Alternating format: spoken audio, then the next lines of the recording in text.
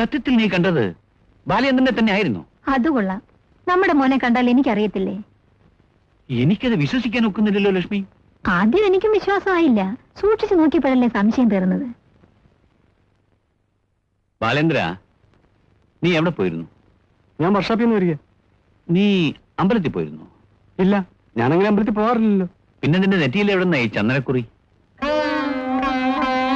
ചന്ദനം തുടച്ചു കളയാം, പക്ഷെ അത് തൊടിയിക്കുന്നത് നിന്റെ അമ്മ കണ്ടുപോയില്ലേ?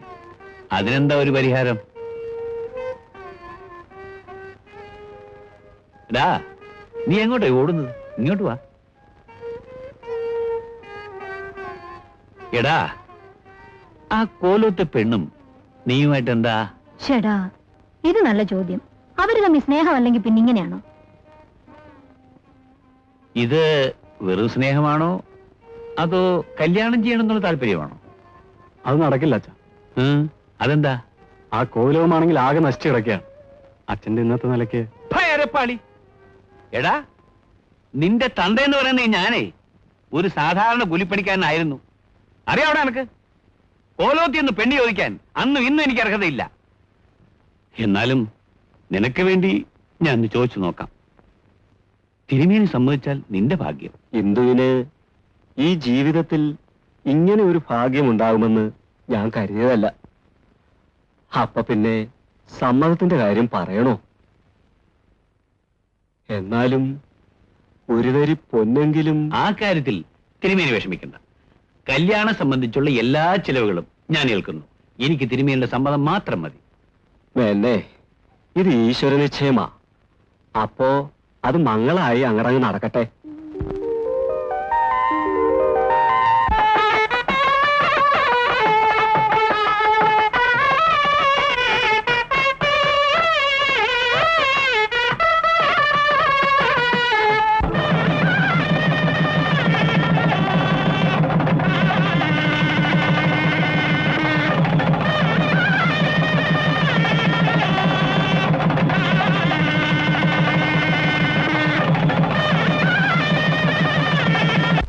കൂടുതലൊന്നും അമ്മയ്ക്ക് പറയാനില്ല.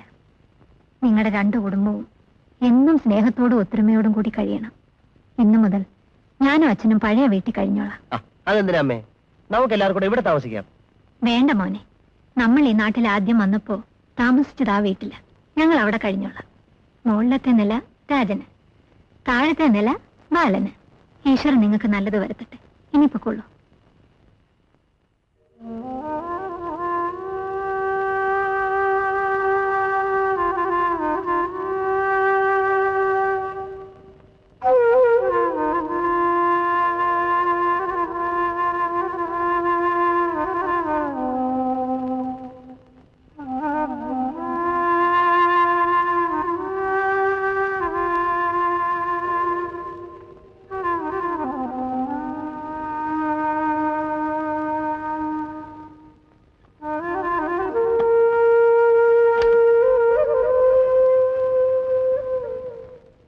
പാവം, നല്ല ഉറക്കം.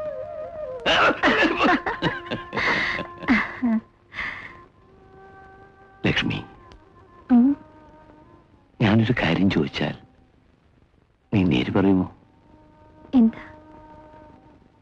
നമ്മുടെ കല്യാണം കഴിഞ്ഞ ദിവസം നിനക്കിപ്പോ ഓർമ്മ വരുന്നില്ലേ?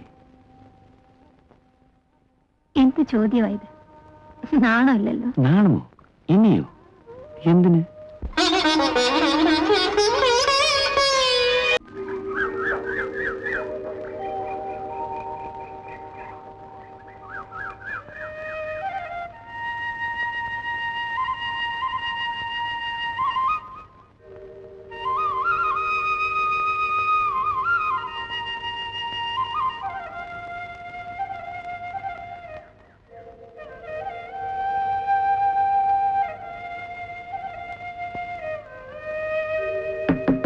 അമ്മേ,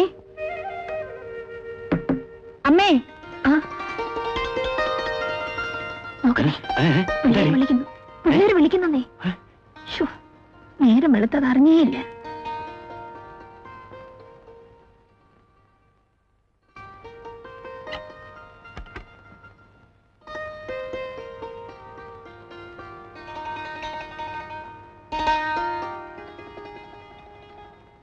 ഓ നേരം വെളുത്തത് അറിഞ്ഞില്ല. എന്തായാലും നല്ല കണി. ആ കാപ്പി ഇങ്ങനെ മക്കളെ.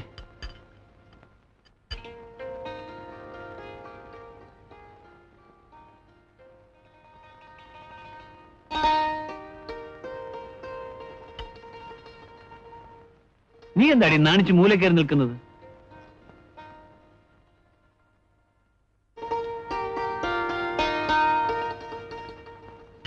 ഇതെന്തൊരു മനുഷ്യനാ. എന്തു പറ്റി? അതങ്ങൾക്ക് വല്ല സംശയം തോന്നി കാണും. അതുങ്ങൾ എന്ത് കണ്ടു, നമ്മൾ എന്ത് ചെയ്തു? എടി അല്ലേലും അവർക്കറിയാം അവരുടെ ഭർത്താക്കന്മാരെ പ്രസവിച്ചത് നീയാണെന്ന്. ഓ മതി. ആ ഇവരെപ്പോഴാ ഒന്നാം വിരുന്നിന് പോകുന്നത്? കാപ്പിയുടെയും കഴിഞ്ഞ് പോന്നെന്നാ പറഞ്ഞു. ആഹാ എന്നാ ഞാൻ വേഗം കുടിച്ച് റെഡിയാകാം.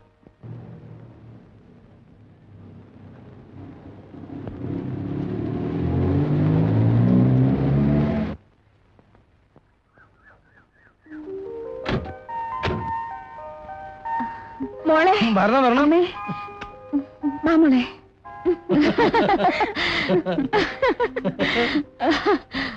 മോള് പോയേ പിന്നെ അമ്മ ഉറങ്ങിയിട്ടില്ല. പിന്നെ ഞാനോ? എന്നെ നീ ഉറക്കിയിട്ടുണ്ടോ? ഓരോ ദിവസവും നിന്റെ കാര്യം പറഞ്ഞാ ഞങ്ങൾ നേരം വിളിപ്പിക്കുന്നത്. ഉഷ ഇവിടുത്തെ കാര്യം തന്നെ എപ്പോഴും പറയായിരുന്നു. അപ്പൊ രാജനെ ഈ വെളിവ് ഉറക്കിയിട്ടില്ല. കാപ്പി കാപ്പി. എന്താ ഇത്ര വലിയ ആലോചന? പിള്ളേര് വിരുന്നിന് പോയപ്പോ വീട് ഉറങ്ങിപ്പോയല്ലോടി. നാളെ അവരിങ്ങി വരത്തില്ലേ? അതുവരെ ഒന്ന് ക്ഷമിക്കേ. നമ്മളുടെ മക്കളുടെ ഭാര്യമാരായിട്ട് 2 പെമ്പിള്ളേരിവിടെ വന്നിരിക്കുക. ഒരുത്തി പണക്കാരിയും മറ്റോ പാവപ്പെട്ടുള്ളൂ. പക്ഷേ ആ വ്യത്യാസം ഒരു കാര്യത്തിലൂടെ ഉണ്ടാകരുത്. എന്നോടത് പ്രത്യേകിച്ച് പറയണോ? നമ്മൾ ഒരുമിച്ച് ജീവിക്കാൻ തുടങ്ങിയിട്ട് കൊല്ലങ്ങൾ കുറെ ആയില്ലേ? രാജൻ എങ്ങോട്ടാ? ചേട്ടനെ ഒന്ന് കണ്ടേച്ചു വരാന്നും പറഞ്ഞ് പോവുക അച്ഛാ. വിരുന്ന് വന്നതല്ലേ, ഇന്ന് പോണോ? ഞാൻ ഉടനെ വരാം.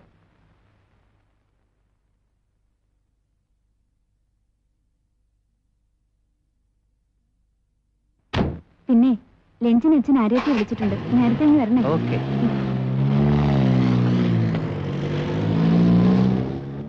മോളെ, ഇനി അവന്റെ കാലയിൽ നീ ഒരു ചരട് കെട്ടണം. അതിന്റെ അറ്റം എന്നും എന്റെ മോളുടെ കയ്യിലിരിക്കണം.